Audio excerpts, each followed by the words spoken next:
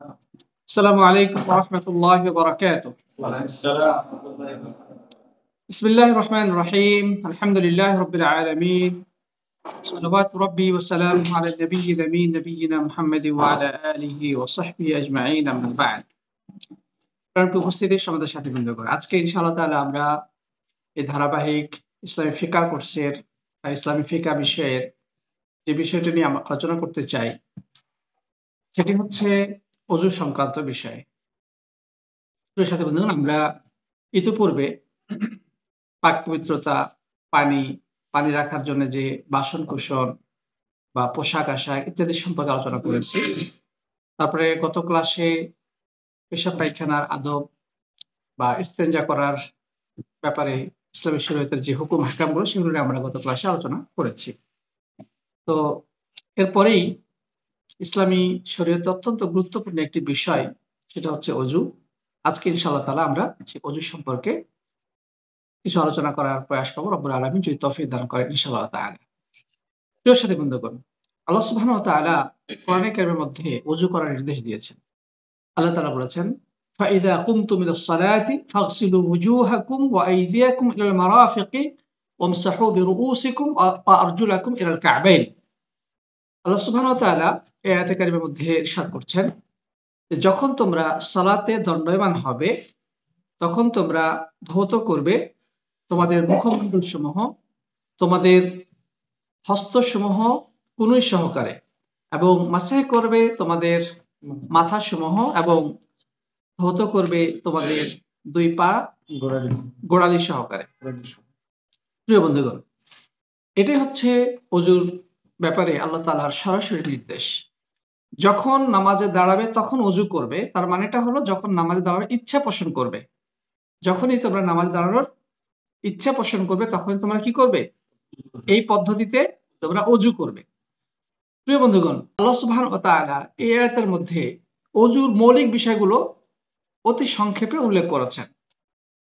যার কারণে অনেক আলেমের মতে এই চারটি হচ্ছে ওযুর ফরজ। এই চারটি হচ্ছে ওযুর ফরজ। তবে আল্লাহ নবী সাল্লাল্লাহু আলাইহি ওয়াসাল্লাম যেহেতু তিনি হচ্ছে কোরআনের ব্যাখ্যাদাতা, আল্লাহ সুবহানাহু ওয়া তাআলা তাকে দুনিয়ার বুকে পাঠিয়েছেন কোরআনের ব্যাখ্যা দেওয়ার জন্যে, আল্লাহর পক্ষ থেকে নাজিলকৃত ওহীর বাস্তব রূপায়নের জন্যে। তো তাই তিনি অজুর বাস্তব নমুনা, অজু করার সঠিক পদ্ধতি তিনি নিজে দেখিয়ে দিয়ে গেছেন, নিজে করেছেন এবং উম্মতকে শিক্ষা দিয়ে গিয়েছেন, এবং সেখানে আরো অতিরিক্ত কিছু বিষয় রয়েছে। এবং প্রিয় বন্ধুগণ, অনেক আলেমের মতে আল্লাহ নবীর পক্ষ থেকে আরো ২টি বিষয় যোগ করা হয়েছে যেগুলো অজুর ফরজ হিসেবে পরিগণিত। অর্থাৎ বাকি যে ২টা সেটির ব্যাপারে ওলামাদের মধ্যে দ্বিমত রয়েছে। তবে এই ৪টি যেটা আল্লাহ সুবহানাহু ওয়া তাআলা এই আয়াতের মধ্যে উল্লেখ করেছেন, সমস্ত মুখমণ্ডল ধৌত করা, ২ হাত ধৌত করা কনুই সহকারে, মাথা মাসাহ করা এবং ২ পা ধৌত করা গোড়ালি সহকারে বা টাকনু সহকারে। আল্লাহ সুবহানাহু ওয়া তাআলা এই ৪টি বিষয় উল্লেখ করেছেন। তো অনেক আলেমের মতে এই ৪টি হচ্ছে ওযুর ফরজ, আর অতিরিক্ত যে বিষয়গুলো রয়েছে সেগুলো হচ্ছে ওযুর সুন্নাত। তবে আরো ২টি বিষয় আলেমগণ উল্লেখ করেছেন হাদিস থেকে ফরজ হিসেবে। তার মধ্যে একটি হচ্ছে আল মুআলাত, ধারাবাহিকতা রক্ষা করা। অর্থাৎ আল্লাহ তাআলা যেভাবে কোরআনের মধ্যে যে সিরিয়াল অনুযায়ী উল্লেখ করেছেন সে সিরিয়াল মেইনটেইন করা বা সে ধারাবাহিকতা রক্ষা করা। যেহেতু আল্লাহ তাআলা আগে বলেছেন মুখমণ্ডল, তারপরে হাত, তারপরে মাথা, তারপরে পা। তার মানে এই ধারাবাহিকতা রক্ষা করাটাও ফরজ। কেউ যদি এর বিপরীতটা করে, এর বিপরীত পদ্ধতি অবলম্বন করে ওযু করে, ওযু শুদ্ধ হবে না। অর্থাৎ কেউ যদি পা আগে ধুয়ে নেয়, মাথা মাসাহ করে, হাত ধোয়, তারপরে মুখমণ্ডল ধৌত করে, উল্টা দিক থেকে করে, ওযু শুদ্ধ হবে না। আরেকটি শর্ত আলেমগণ বলেছেন, সেটা হচ্ছে যে একটা অঙ্গ শুকানোর পূর্বে আরেকটা অঙ্গ ধৌত করা।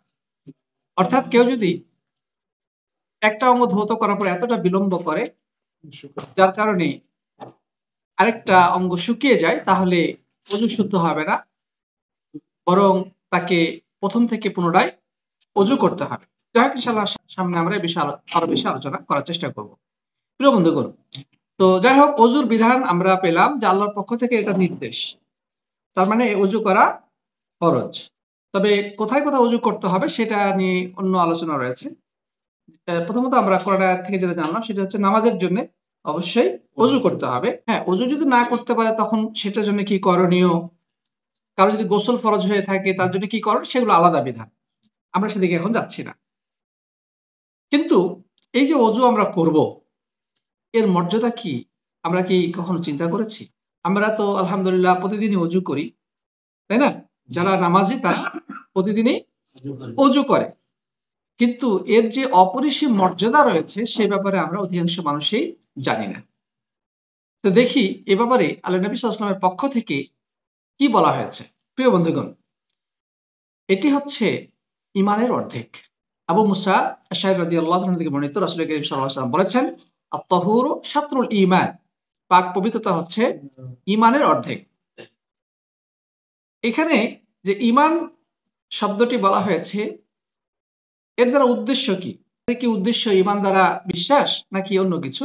এ ব্যাপারে আলেমদের মাঝে দ্বিমত রয়েছে। তবে অনেক আলেমের মতে এখানে ইমান দ্বারা উদ্দেশ্য হচ্ছে সালাহ। ইমান দ্বারা উদ্দেশ্য কি? সালাহ বা নামাজ। অর্থাৎ এই পাক পবিত্রতা হচ্ছে নামাজের অর্ধেক। মানে পাক পবিত্রতা ছাড়া যেহেতু নামাজ শুদ্ধ হয় না, অতএব নামাজের অর্ধেক হচ্ছে কি? অজু। যাই হোক, প্রিয় বন্ধুগণ, এরপরে যে যে কথা বলা হয়েছে, এই অজু করলে আল্লাহ সুবহানাহু ওয়া তাআলা আমাদের গুনাহগুলো ধুয়ে মুছে পরিষ্কার করে দেন। ওসমান ইবনে আফফান রাদিয়াল্লাহু তাআলা থেকে বর্ণিত, তিনি বলেন, তিনি অজু করলেন। কে? ওসমান ইবনে আফফান রাদিয়াল্লাহু তাআলা। কে? রাসূল করিম সাল্লাল্লাহু আলাইহি ওয়াসাল্লামের সম্মানিত জামাতা। আল্লাহ নবী সাল্লাল্লাহু আলাইহি ওয়াসাল্লামের দুই মেয়েকে তার সাথে বিয়ে দিয়েছিলেন। একজন মৃত্যুর পরে আরেকজনকে তিনি বিয়ে দিয়েছিলেন। ওসমান ইবনে আফফান রাদিয়াল্লাহু তাআলা, তিনি মুসলিম জাহানের তৃতীয় খলিফা। তিনি অজু করলেন। অজু করার পরে তিনি বললেন, ইন্নী রাআইতু রাসূলুল্লাহ সাল্লাল্লাহু আলাইহি ওয়াসাল্লাম তাওয়াদ্দাআ মিসলা ওযুই হাযা। আমি আল্লাহর নবী সাল্লাল্লাহু আলাইহি ওয়াসাল্লামকে ওযু করতে দেখেছি ঠিক আমি যেভাবে ওযু করেছি সেইভাবে। সুম্মা ক্বাল, এরপরে বললেন, মান তাওয়াদ্দাআ হাযা গুফিরা লাহু মা তাকদ্দামা মিন যামবিহি। কেউ যদি এইভাবে ওযু করে তাহলে তার পিছনের সমস্ত গুনাহ মোচন করে দেওয়া হবে। সুবহানাল্লাহ ওয়া বিহামদিহি। এই হাদিসটি সহিহ মুসলিমের বর্ণনা। তার মানে আমরা কি বুঝলাম? কেউ যদি রাসূলের তরিকা অনুযায়ী সঠিক পদ্ধতিতে ওযু করে তাহলে এই ওযুর মাধ্যমে আল্লাহ সুবহানাহু ওয়া তাআলা তার অতীতের সকল গুনাহ কি করবেন? মোচন করে দেবেন। উল্লেখ্য যে কোন ইবাদতের কারণে গুনাহ মোচনের ব্যাপারে যত হাদিস এসেছে, অধিক বিশুদ্ধ মতে এর দ্বারা সাগীরা বা ছোট গুনাহগুলো মোচন হয়ে যায়। যেমন নামাজ পড়লে গুনাহ মোচন হয়, আ রোজা রাখলে গুনাহ মোচন হয়, হজ করলে গুনাহ মোচন হয়। যত প্রকার ইবাদত রয়েছে, ইবাদতের মাধ্যমে আমাদের গুনাহগুলো মোচন হয়। কারণ আল্লাহ তাআলা কোরআনের মধ্যে বলেছেন, ইন্নাল হাসানাতি ইউযহিবনাস সাইয়্যাত, নিশ্চয় নেকির কাজ গুনাহের কাজকে মুছে দেয়। তো এখানে এই আয়াতের উদ্দেশ্য হচ্ছে যে ছোট ছোট গুনাহ যেগুলো আমরা আসলে জেনে না জেনে, বুঝে না বুঝে করে থাকি, প্রত্যেকটি মানুষের জীবনে এরকম অসংখ্য অগণিত গুনাহ রয়েছে। তো আমরা যখন নেকির কাজ করি, যে কোনো ইবাদত বন্দেগী করি, আল্লাহ সুবহানাহু ওয়া তাআলা দয়া করে ওই ইবাদতের বিনিময়ে আমাদের জীবনে এই সকল ছোটখাটো গুনাহগুলো কি করে দেন? মোচন করে দেন। তবে যেগুলো কাবায়ের, বড় গুনাহ রয়েছে, সেগুলো যে আলাদাভাবে কি করতে হবে? তওবা করতে হবে। এমন একটা হাদিস রয়েছে, আল্লাহ নবী সাল্লাল্লাহু আলাইহি ওয়াসাল্লাম বলেছেন যে এক রমজান পরবর্তী রমজানের মধ্যবর্তী সময়ে সংঘটিত যত গুনাহ রয়েছে এটার জন্য কাফারা। সুবহানাল্লাহ। অনুরূপভাবে একটা উমরা করার পরে পরবর্তীতে যখন মানুষ উমরায় যায় তখন এর মাঝে যত ধরনের গুনাহ ঘটেছে আল্লাহ সুবহানাহু ওয়া তাআলা এই উমরার বিনিময়ে সেগুলোকে মোচন করে দেন। শর্ত হলো যখন সে কবিরা গুনাহ থেকে বিরত থাকবে, বড় গুনাহ থেকে বিরত থাকবে। তো বড় গুনাহ কি সেগুলো নিয়ে আমরা বহু আলোচনা করেছি। আমার আমার একটা কোর্স রয়েছে প্রায় ৮৩ পর্বে, যেটা আমরা এখানেই করেছি। অলরেডি ইন্টারনেটে আছে। ৮৩ টা ক্লাস আছে। ইনশাআল্লাহ আরো কিছু ক্লাস আছে, এগুলো আমি শেষ করব। ১০০ টা কবিরাগুলো কমপ্লিট করব ইনশাআল্লাহ তাআলা। তো আপনারা ফেসবুক থেকে এই ভিডিওগুলো আপনারা সবগুলো দেখতে পারেন। আপনি গুগল সার্চ করবেন বা ইউটিউবে লিখবেন যে কবিরা গুনাহ আব্দুল্লাহিল হাদী, তাহলে পেয়ে যাবেন আশা করি ইনশাআল্লাহ। ১০০ কবিরা গুনাহ আব্দুল্লাহিল হাদী লিখলেই পেয়ে যাবেন। তো কবিরা গুনাহ কাকে বলে, কাবিরা গুনাহ থেকে বেঁচে থাকার ফজিলত কি, কোন কোন কাজগুলো কাবিরা গুনাহ, এবং এই সম্পর্কে হাদিস কোরআনে কি বলা হয়েছে সবিস্তারে সেখানে কি আছে আলোচনা রয়েছে। প্রিয় বন্ধুগণ, আমরা সামনে চলি। তাহলে আমরা এখান থেকে কি বুঝতে পারলাম যে ওযুর বিনিময়ে রব্বুল আলামিন আমাদের পেছনের গুনাহগুলো মোচন করে দেবেন, তবে শর্ত হলো যদি আমরা রাসূলের তরিকা অনুযায়ী ওযুটা করি। এজন্য আমাদেরকে ওযু শিখতে হবে কিনা? প্রিয় নবী সাল্লাল্লাহু আলাইহি ওয়াসাল্লাম কিভাবে ওযু করতেন সেই জিনিসটা জানা দরকার আছে না নাই? আমাদের মধ্যে অনেকেই এমন ভাবে ওযু করে যে খেয়াল খুশি অনুযায়ী, মাথা মাসের কোন ঠিক ঠিকানা নাই, অনেকে ঘাড় মাসে করে, অনেকে পা ধৌত করে কিভাবে, কুলি করে কিভাবে, অনেক ত্রুটি বিচ্যুতি রয়েছে। এই জন্য প্রিয় বন্ধুগণ, আমাদেরকে অবশ্যই ওযুর ফজিলত পেতে হলে প্রিয় নবী সাল্লাল্লাহু আলাইহি ওয়াসাল্লাম তরিকা অনুসরণ করেই ওযু করতে হবে। আরেকটা হাদিস আমাদের সামনে রয়েছে, আল্লাহ নবী সাল্লাল্লাহু আলাইহি ওয়াসাল্লাম বলেছেন, এটিও ওই উসমান ইবনে আফফান রাদিয়াল্লাহু আনহু বর্ণিত, তিনি বলেছেন, মান তাওয়াদ্দাআ ফাআহসানাল উযু খারাজাত খাতায়াহু মিন জাসাদি হাত্তা তাখরুজা মিন তাহতি আসফারি। আল্লাহ নবী সাল্লাল্লাহু আলাইহি ওয়াসাল্লাম বললেন, যে ব্যক্তি ওযু করলো, কিন্তু ওযুটা করলো খুব সুন্দরভাবে। এখানে কিন্তু এই কথা বলে শেষ করতে পারতেন, যে ব্যক্তি ওযু করলো কিন্তু ওযুটা করলো খুব সুন্দরভাবে। সুন্দর অর্থ হচ্ছে রাসূল করিম সাল্লাল্লাহু আলাইহি ওয়াসাল্লামের তরিকা অনুযায়ী যে ব্যক্তি করলো, খারাজাত খাতায়াহু মিন জাসাদিহি, তার গুনাহগুলো তার শরীর থেকে বের হয়ে যায়, হাত্তা তাখরুজা মিন তাহতি আসফারি, এমন কি তার নখের নিচের থেকেও গুনাহগুলো বের হয়ে যায়। সুবহানাল্লাহ। এটি সহিহ মুসলিমের বিশুদ্ধ হাদিস। প্রিয় বন্ধুগণ, আমাদের চোখ দিয়ে আমরা গুনাহ করি কিনা?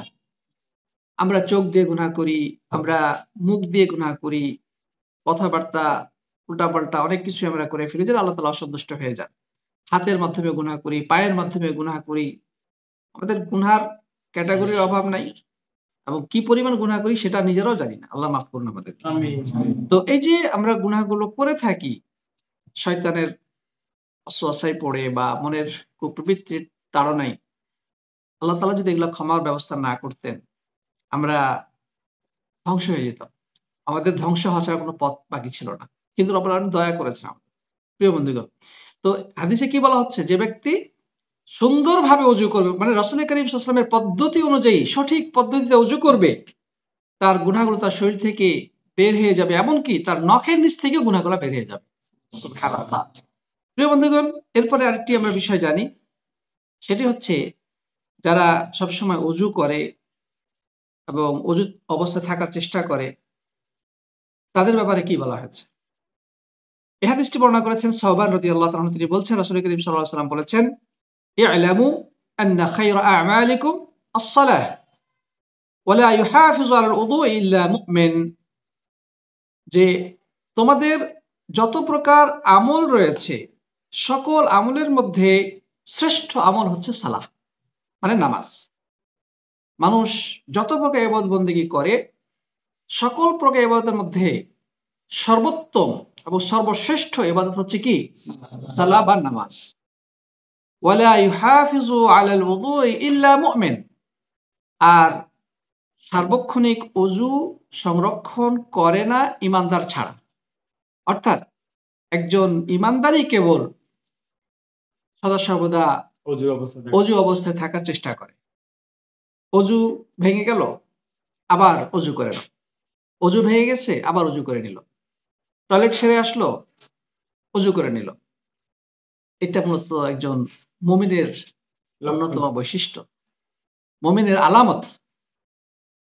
তো আল্লাহ নবী সাল্লাল্লাহু আলাইহি ওয়াসাল্লাম এখানে ঈমানের সাক্ষ্য দিচ্ছেন, যারা নিয়মিত ওযু করে, ওযু অবস্থায় থাকার চেষ্টা করে, আল্লাহ নবী সাল্লাল্লাহু আলাইহি ওয়াসাল্লাম তাকে মুমিন হিসেবে আখ্যায়িত করেছেন, যে মুমিন ছাড়া অন্য কারো দ্বারা এটা সম্ভব নয়।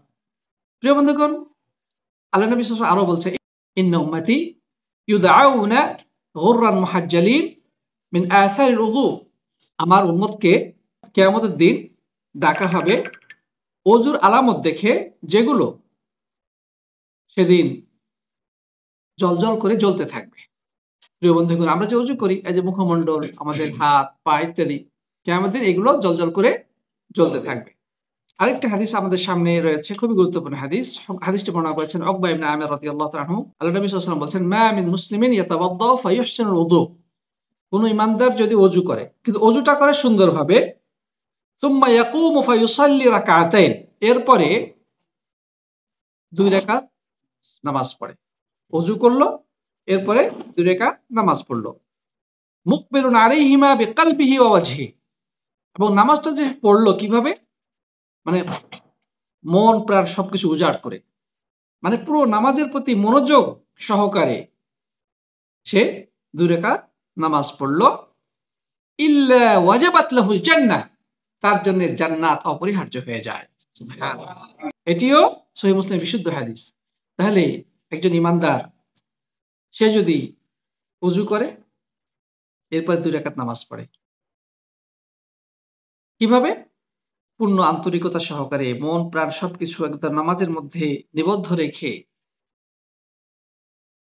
যদি আল্লাহ সন্তুষ্টির জন্য নামাজ পড়ে, তার জন্য জান্নাত কি হয়ে যায়? অপরিহার্য হয়ে যায়। আরেকটা হাদিস রয়েছে সহিহ মুসলিমে, আল্লাহ নবী সাল্লাল্লাহু আলাইহি ওয়াসাল্লাম বলেছেন, যেটি বর্ণনা করেছেন সর্বাধিক হাদিস বর্ণনাকারী সাহাবী, নাম কি? সর্বাধিক হাদিস বর্ণনাকারী সাহাবীর নাম কি? আবু হুরায়রা রাদিয়াল্লাহু তাআলা আনহু। তিনি বলছেন, আল্লাহ নবী সাল্লাল্লাহু আলাইহি ওয়াসাল্লাম বলছেন, তাবলুগুল হিলিয়াতু মিনাল মুমিন হাইসু ইয়াবলুগুল উযু, যে কিয়ামতের দিন একজন ইমানদারের অঙ্গ-প্রত্যঙ্গগুলো সুসজ্জিত করা হবে যতদূর পর্যন্ত তার অজুর পানি পৌঁছেছিল। অজুর কারণে কিয়ামতের দিন রব্বুল আলামিন জান্নাতের মধ্যে তাকে কি করবেন? সেই সাজসজ্জা তাকে দান করবেন। এরকম আরো অনেক হাদিস রয়েছে। প্রিয় সাথী বন্ধুগণ, আমরা তাহলে বুঝতে পারলাম যে অজু একজন ইমানদারের জীবনে অত্যন্ত গুরুত্বপূর্ণ একটি ইবাদত। অত্যন্ত গুরুত্বপূর্ণ একটি ইবাদত। ধরেন নামাজের সময় হয়েছে, আপনি এখন নামাজ পড়ার উদ্দেশ্যে বের হয়েছে, নামাজ পড়বেন। এখন আপনি অজু করবেন।